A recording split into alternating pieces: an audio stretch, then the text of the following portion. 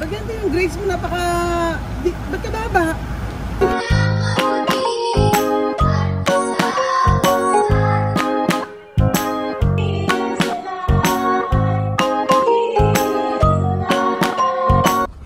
Magandang araw po sa inyo lahat mga amigo. Nandito po tayo sa may Wesleyan University Philippines. Ayan po.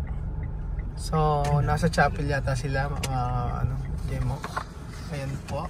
Dito tayo sa school na kung saan dito ako gumraduate ng kolehiyo. At dito rin po ako, dito nag-aaral ng mga Aprikano. For today's video ay nasa chapel po si Chu Chen at meron silang ginagawa doon. At ayun, umikot lang kami, meron lang kaming binili. Pero attend po ako ng meeting po ni Kylie. So titingnan po natin kung ano ang grades ni Kylie. Opo, kung siya ba'y tumaas, bumaba, ano ba. And then panoorin niyo si Chu Chen. Kung meron yata sila perform. So babalikan ko po kayo mga amigo mamaya. Ang ganda ng Wesleyan mga amigo. Meron na siyang mas lalong gumanda. Yung taas niyan merong cafe, diba? Naka-LL social. Ayan, may coffee shop sa taas ang Wesleyan at dito mag-aaral muli. Ang ganda nga po mga amigo ngayon, tingnan nyo. Kahit na ikaw wala kang sasakyan, tingnan nyo, charan. May mga ano na, at saka hindi bumabaha dahil naayos na po. Naayos na ang mga daan nila dito. Ayan po. So ito, may pinagaganda na naman nila. Ano naman kaya ang gagawin nila dito? Diba? At least nagbabayad ka ng tuition dito. Worth it yung binabayad mo dahil pilit na pinapaganda ang eskwelahan. Tingnan naman diba? Ganun naman yun. Kung ano yung binabayad mo ay ginagastos din para sa eskwelahan. So ayan po mga amigo. Balikan ko po kayo mamaya. How about Gordon po ni Jemima, Rosan, Rion? Next, Mateo Harris de la Vega.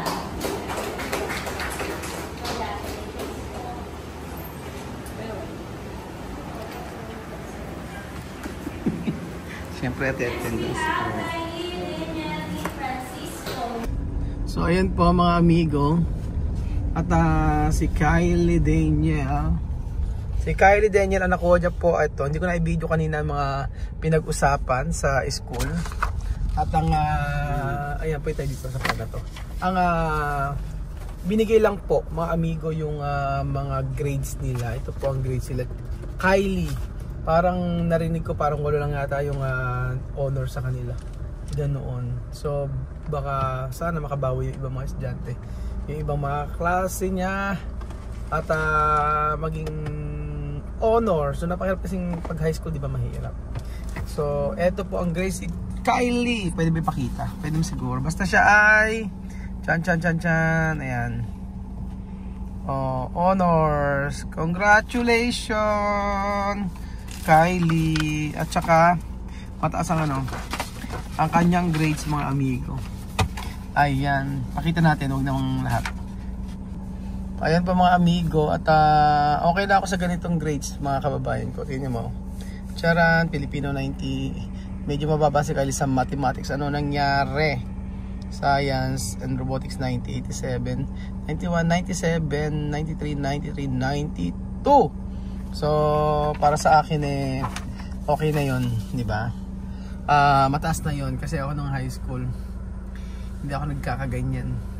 Puro 81, 82, 77, 77, 76, 74, 74. Sige Belgian 69, 69, 69, 70, di ba Belgian? Ratio dati. Hindi.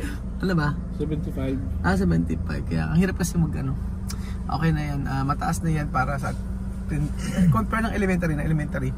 Si Kylie ay highest honor, ganyan. Pero kasi pag high school iba na, mas mahirap. Pero ako na satisfied, masaya naman ako sa ganyang grade si Kylie.